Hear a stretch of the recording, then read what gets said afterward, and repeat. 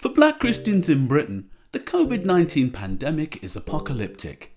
It's an unveiling of how the world really works. And it's revealed the tattered veneer of national unity, an array of social inequalities, and the political failings that stalk black life. Riding on the coattails of 10 years of government austerity, and observed through the distorted lens of mainstream media, the arrival of the pandemic has foregrounded a black fragility, what Gilmore calls our vulnerability to premature death. In the midst of this crisis, black communities are looking to the church for guidance. What I want to know is, who is speaking truth to power? We ourselves need to take our own lives into our own hands and move that socio-economic and political dial. Is the contribution of gospel artists helpful? We don't have a catalogue of sorrow. We don't have a catalogue of songs that may reflect the day-to-day reality of some people's lives. And when the pandemic is over, are black churches equipped to advocate for black communities? Stress ruins so much of our body, messes up the immune system, messes up our physiology, it messes up with the endocrine system, and we dismiss it as if we're Christians, therefore we should be victorious. But no, we're human beings. My name is Robert Beckford. I'm an academic and broadcaster based in the Midlands.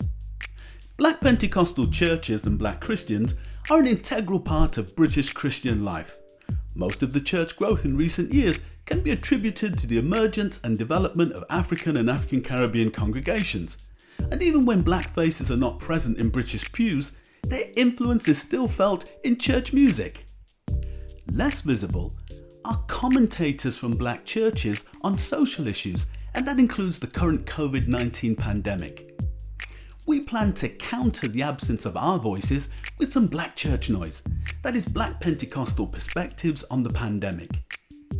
We'll hear from church leaders, pastors, academics, counsellors and musicians, all of whom offer unique insights into the present crisis. Let's begin with a quick review of what the disease actually is. I asked Elizabeth Emmanuel, public health practitioner and currently the Quality Improvement Manager for the NHS North West London collaboration of clinical commissioning groups. She explained what COVID-19 is and why it spread so quickly. In simple terms, it's an infectious disease caused by the newly diagnosed coronavirus. The 19 is relating to the year that the virus was discovered, which is 2019. It is an infectious disease, which means it can be transferred from person to person. So a pandemic really, in simple words, is a global outbreak of a disease, such as COVID-19 that we're seeing at the moment. To discover how the black churches have responded, I began by approaching the national ecumenical body, the Churches Together in England. Bishop Dr. Joe Aldred is responsible for Pentecostal and multicultural relations in the organisation. He suggested that the Pentecostal response has been guided by its distinctive theology of the Spirit. We always start with an idea of the presence of the Spirit. And so one is asking, Lord, what's going on here? Now, because you look at things through the lens of the spiritual and the dynamic presence of God in the world, in our lives, shouldn't mean that we say that this kind of event is somehow from the devil. Okay, it is quite possible to recognize that in the world that God has created, there are various facets to it. Some things are just natural phenomena. They happen. We know that there have been many pandemics and epidemics that have happened in the world in the past. So what we should be doing is saying, Lord, here is something that has happened to us. Enable us, empower us to deal with this. And so we're dealing with it on a human level. Those who have become victims and those who die and those who mourn them, what we should be looking to the Spirit for is power to be the people that can provide comfort, people who can help people, walk with people through the valley of the shadow of death. But have all black churches been so level-headed? Bishop Aldred again. I think it's fair to say from my role relating to the wider Pentecostal and charismatic movement in the country that the overwhelming majority of Pentecostals and charismatics have faced this issue with a pretty level head, understanding it as a phenomena. It's something which has hit us all, whoever you are, wherever you are, and you have to face it, not just looking through eyes of skepticism or whatever. But there have been a vocal minority which have played this thing into all kinds of scary eschatological ideas about end times, about 666, 5G, about whether or not there are people from the deep state trying to, inject us with stuff so they can control us. What it has said to me is that we have a lot more work to do, particularly on our fringes, but sometimes at the center, to theologically make people more robust so that we're not so susceptible to cranky ideas. So where does Bishop Aldred see God within the crisis? We know that 300 years of the transatlantic slave trade didn't cause God to jump out of heaven and jump on one of them ships and stop people throwing us overboard.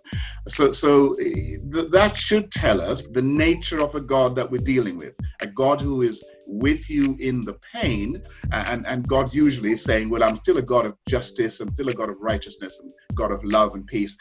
However, there is a time and season. So I think there's some of us in Pentecostalism who understand that pain is part of the human experience, and God is with you in that pain. There's another less helpful response to pain, which is always to see it as an unwelcomed presence, something that the devil has thrown in you. And the response to that is to somehow cast it out. There's a place, of course, for driving things out, but there is also the issue of God's timing and where are you on the journey. There's winter, spring, summer, fall. It isn't always only summer. What does a spirit-inspired response look like on the ground, where pastors are caring for their communities? Dr. Carol Tomlin is an academic and apostolic leader for the Restoration Fellowship Ministries in Leeds. I asked her what she was doing to help her congregation cope with the crisis. It literally has taken us by storm. This whole pandemic has affected everybody on a number of domains, emotionally and psychologically. And I had an opportunity of doing a Facebook Live with a counselor who's also a minister from America. And so there are a number of, if you like, initiatives that I and my co-ministers have implemented to respond to COVID. So we've been proactive rather than reactive. The reasons we were prepared for this is because prior to COVID, we already had our Bible study online. We already had live streaming, but critically, we already had a pastoral system responding to the individual needs of congregants, primarily because of the locality. We have individuals with a number of complex needs. Even myself, as a minister, I am a co-carer for 2 members of my family who have dementia. The emotional and the psychological and even the finances all impact and affect and influence and converge on the spiritual. Joe and Carol are from African Caribbean church contexts. What about the West African churches? Marcus Chilaka is a senior lecturer in health and social care. He's also a pastor in the Redeemed Church of God. He identifies a distinctive historical social context for African Pentecostals, which he suggests equips them to respond effectively. Pentecostals, we take seriously the matter of life for us being sojourners on earth. We're just sojourners. So the average Pentecostal is mindful of references to the scriptures. For instance, in Hebrews chapter 9 and verse 27, it says, "It's appointed unto man once to die, and after death comes judgment." Nobody is trying to stop death. Even medical practice seeks to prolong life, but never stops death. On the whole, whether people died by pandemic or they died by accident or something else, it's just part of living. So I think this then brings that reality again very closely to many Pentecostals about the reality of life. You find there's a link between people's culture and socioeconomic standing vis-a-vis the way they respond to tragedy. For many within the developed world where Africa and Black Christians predominate, life has not always been luxurious. They've been used to persecutions. They've been used to, poverty. They've been used to bad governance. Not many of them live in luxury. So I would say in the more remote parts of Africa, some are not even sensing that anything very serious is happening. Every day, people die out of sickness and disease and preventable causes. So I think some will also submit that more tragic things, in quote, have happened in some parts of the world. It's not really attracted so much attention. But this time around, it seems to be that the West is more affected. And so we can then understand that people in the West are not too used to, very sudden disruption to their lives. Seems to me that black churches have a strong pastoral theology, which orients them towards action. But do they also have the capacity to deal with the political issues emerging from the pandemic? A major issue that has emerged as a result of the pandemic is the pre-existing social inequalities which have exacerbated the spread of the disease in black and minority ethnic communities. So far, a disproportionately high number of BME communities are represented in the COVID-19 related deaths compared to their percentage in the UK population as a whole. Kehinde Andrews is Professor of Black Studies at Birmingham City University. He thinks that we shouldn't be surprised by these statistics. We shouldn't be surprised given that Europe and America are the two places which are mostly impacted. And if you look at where black people are in those societies, it's basically at the bottom. And all of the things that would spread the disease are far more likely to live in cities, far more likely to live in crowded parts of the city, far more likely to be in employment. The areas, if you look at areas of employment with public facing, so transport workers have been dying, NHS in particular in the UK, where we're far more likely to work in the NHS. Also, then you look at issues of poverty, which always has a negative effect on health outcomes. Plus, even take out COVID-19, black people are far more likely to have underlying health conditions, and so therefore far more if we get it, it's far more likely to be dangerous for us. So all of these factors are coming together to make the position we're in now, where black communities are just disproportionately being affected and dying of this disease. Black communities were already disadvantaged before the arrival of the pandemic. 10 years of government austerity has eviscerated, gutted and nyammed out the buffers against child poverty, unemployment and healthcare provision in deprived communities. Before COVID-19, black families were more likely to be living in poverty compared with their white counterparts. Womanist ethicist critic Dr. Gabriella Beckles-Raymond suggests that poor working class black women will face even more hardship as a result of the pandemic. I think there are three kind of ways we can look at the impact that COVID will have. So firstly, we know that black women are already structurally disadvantaged in multiple ways across society, and that the first instance, those existing inequalities will be exacerbated. So in the obvious sense, we know that the economic impact of those poor working conditions, temporary contracts, short-term contracts, black women are those who will bear the brunt of that. Secondly, I think in addition to exacerbating existing inequalities, there will be new inequalities that arise because of the impact of the virus itself, that will kind of coalesce with those existing inequalities. So, for example, we also know that black women and black households are more likely to be overcrowded. We know that black women are those who are on the forefront of the kind of health and care services, which expose them at greater risk to the virus itself. And so there'll be the compounding of those existing inequalities that impact black women. I think thirdly, also, we have to be mindful of the fact that the actual response to COVID, like other responses in times of crises across this country, will typically impact the most disadvantaged already. So we can think here of, once you get conversations about scarce resources and decisions being made about whose lives are going to matter, in our response to COVID-19, we know for sure that it is not us who are going to be at the top of the priority list in terms of how we seek to address COVID-19. So I think there are multiple ways in which we have to be mindful and concerned about the position and plight of Black women during these really frightening times. I'm a basketball player, and we have a phrase in basketball and defense where you got to help the helper. And that means if one person steps up, the defender behind them has to step up and help that person who's helping someone else.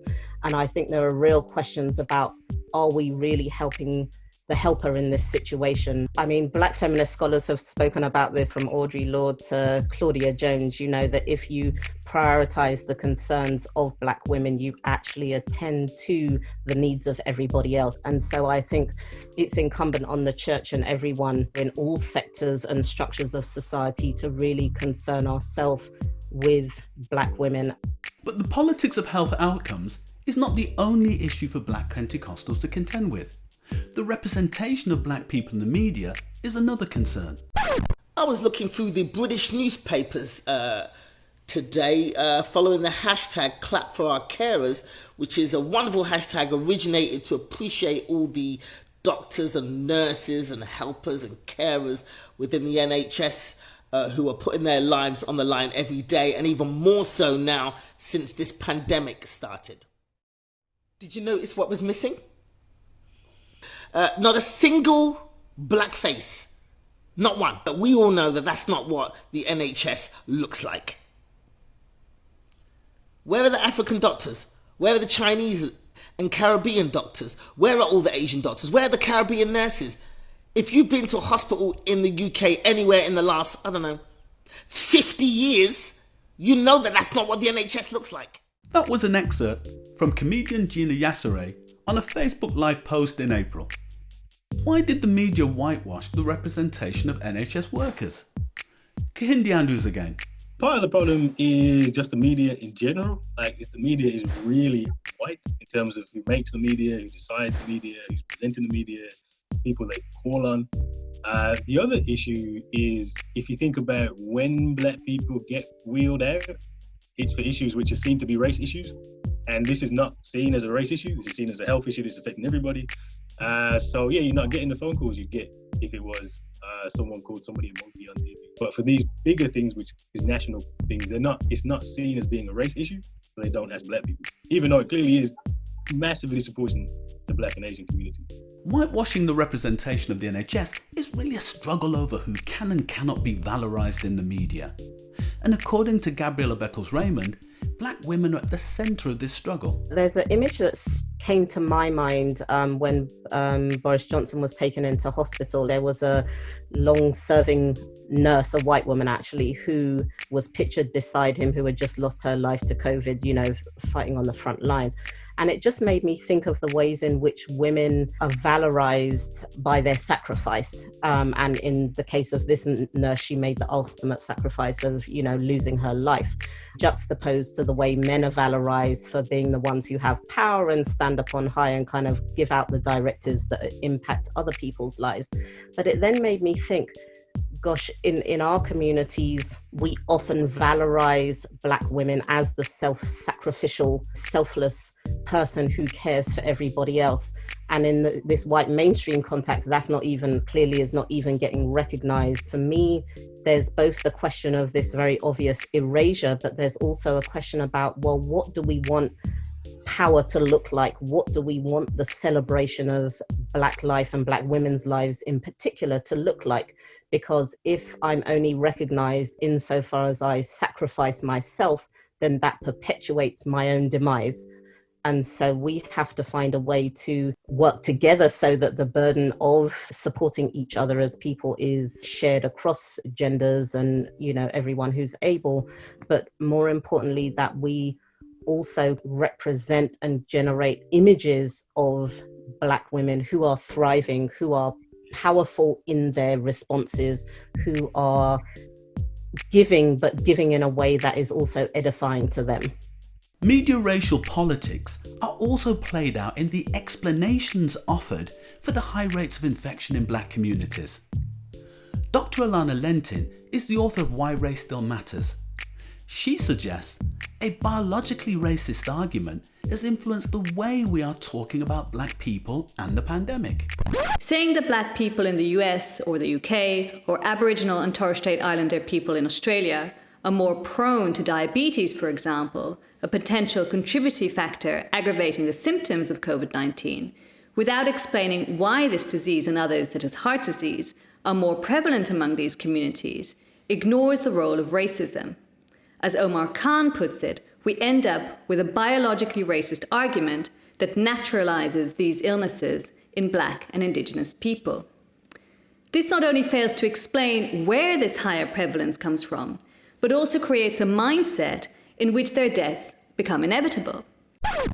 That was Dr. Alana Lentin, reading an excerpt from her book, Why Race Still Matters. To combat these complex political issues, the Black Church has to move beyond its comfort zone and become an agent of social change. Joe Aldred again.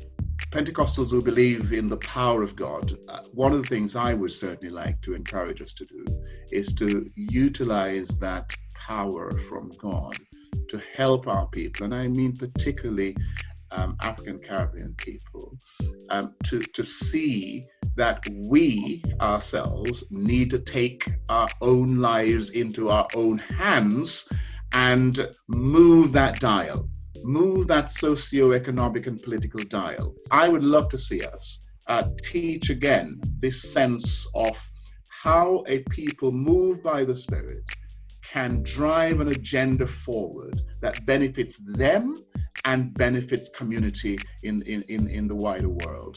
If you stay in the same place, the same thing will happen to you again. You have to find a way of moving, making sure that we are in a place to deal well with life's emergencies means that we have to help ourselves to shift from that place of vulnerability to a place that is more secure.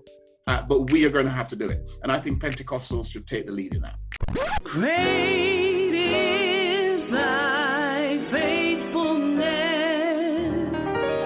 Great is thy faithfulness. Well, one place where Black Pentecostals regularly express their concerns about life is sacred music. And Black gospel artists were one of the first group of musicians to respond to the crisis. A collection of artists produced an a cappella version of the hymn, Great is Thy Faithfulness. The recording was made to inspire NHS workers.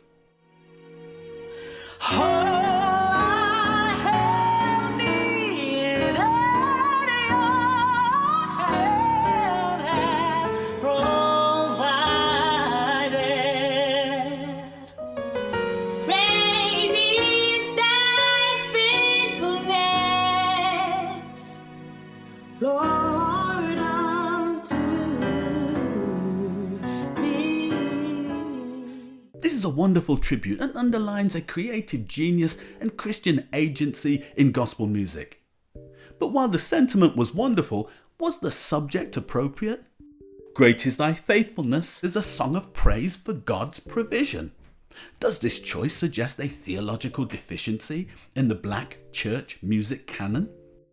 Dr. Pauline Muir is a lecturer at Goldsmiths College, University of London, and author of Sounds Mega, a study of Black congregational worship.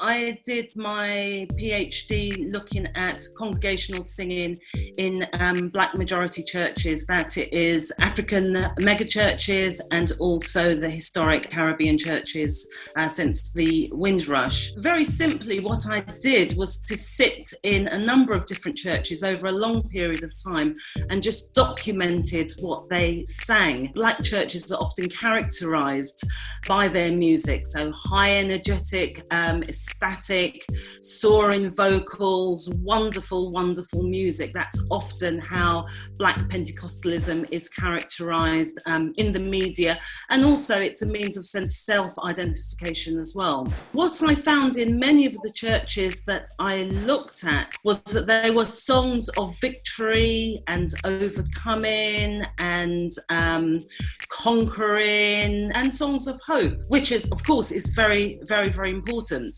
That is part of the Christian message. But what seemed to be missing were any songs that dealt with lament, fear, disappointment, sorrow, sadness, and also a socio and a political context as well. So the songs are very upbeat, they're often quite fast, often focusing on the major key, which references happiness, brightness, joy, but little space for more negative emotions. But there's another issue as well, and when we look at repertoires, when you look at the kind of the global repertoire, and in my work this was characterized by Christian Copyright Licensing International, which is the license that churches need to reproduce lyrics and so forth. When you look at the top 10, the top 100, you see similar types of repertoires represented.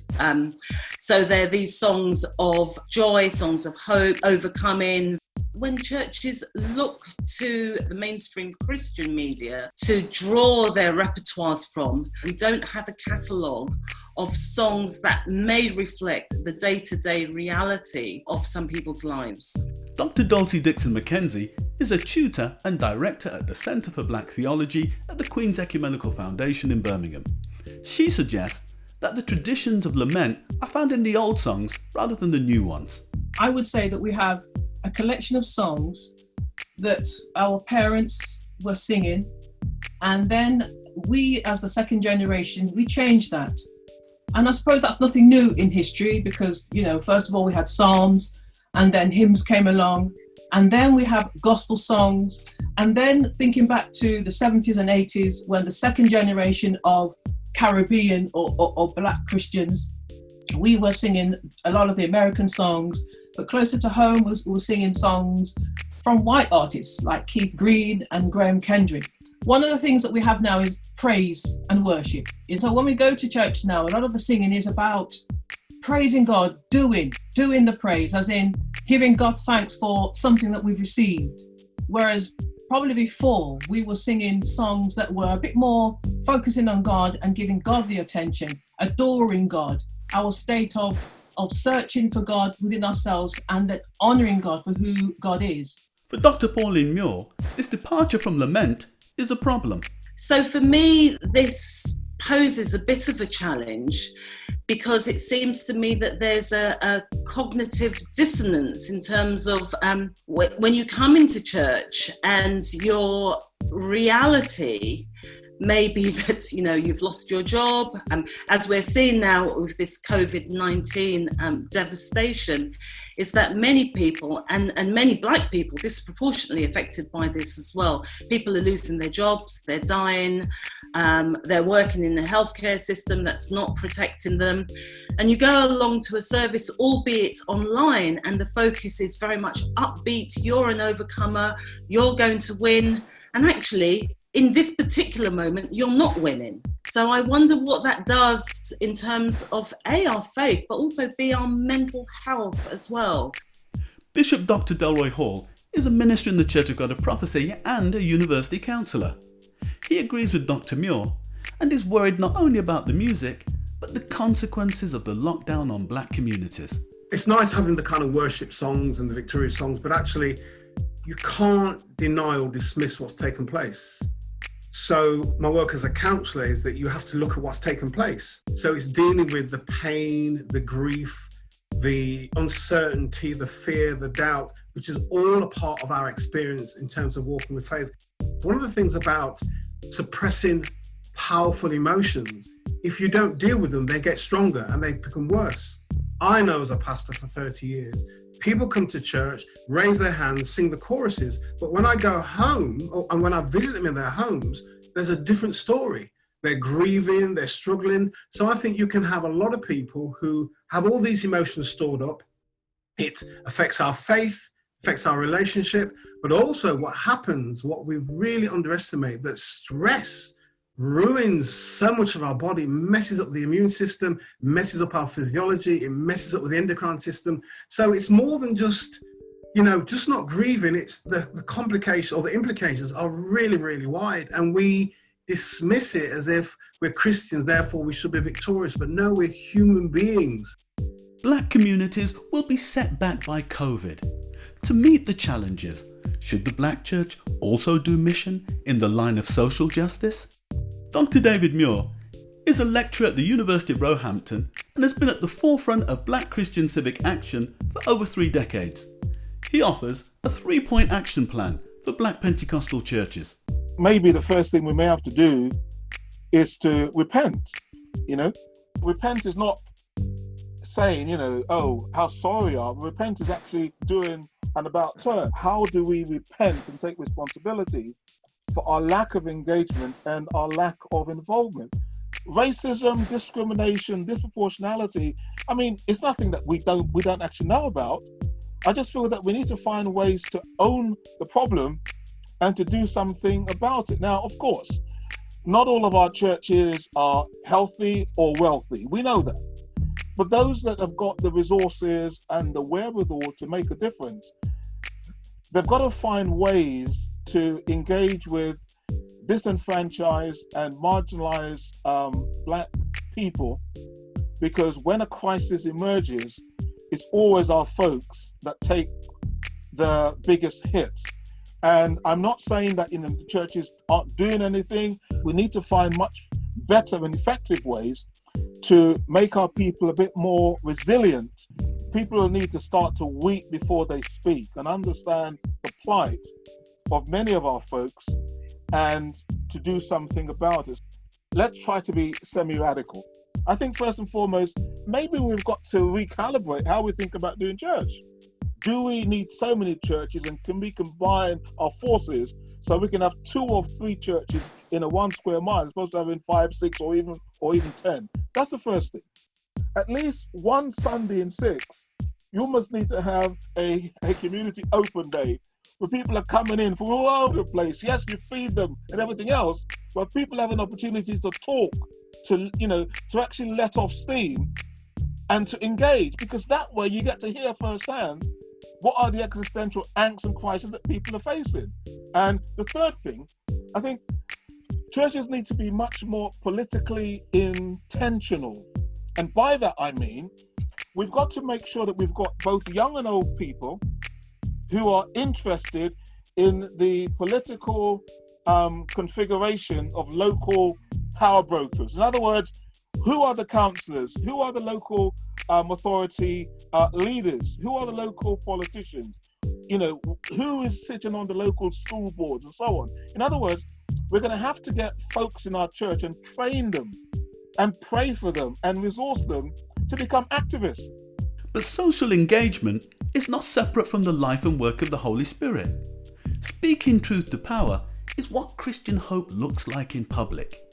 Carol Tomlin again. We have to give people a message of hope, because one of the things I think that is sorely lacking too often is many people feel hopeless.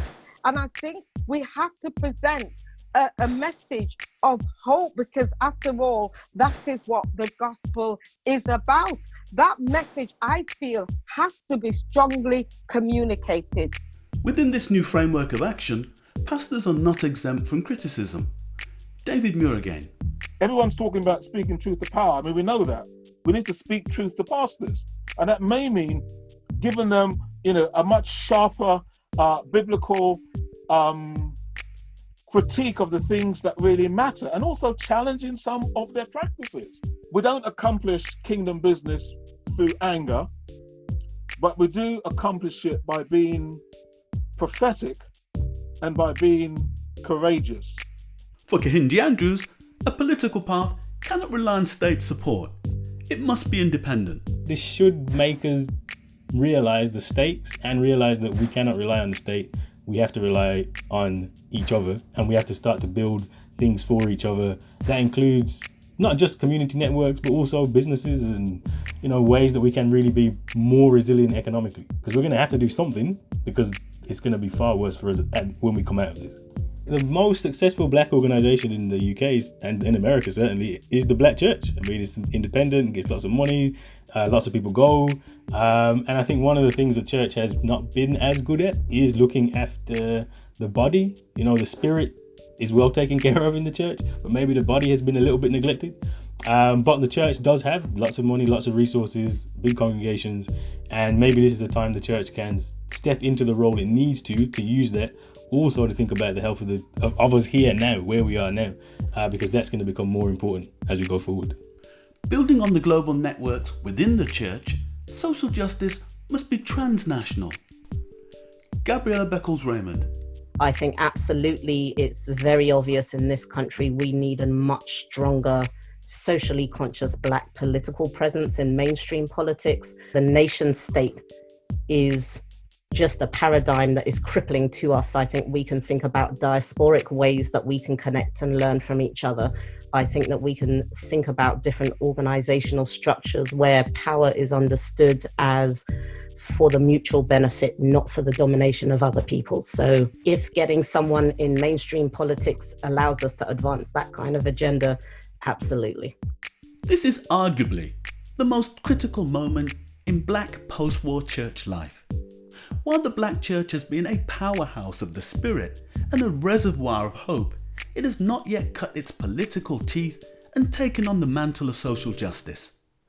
After the pandemic is over and we begin to deal with the social and economic devastation in its wake, can the Black church rise to the challenge?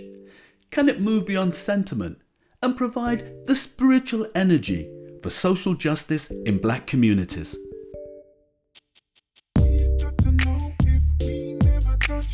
We don't have a faith if we don't have social justice. Better Must Come, Black Pentecostals, the Pandemic and the Future of Christianity was written and presented by Robert Beckford and produced by Sheila Marshall for Aniku. We don't have a faith if we don't have social justice. We've got to know if we never touch this. We don't have a faith if we don't have social justice.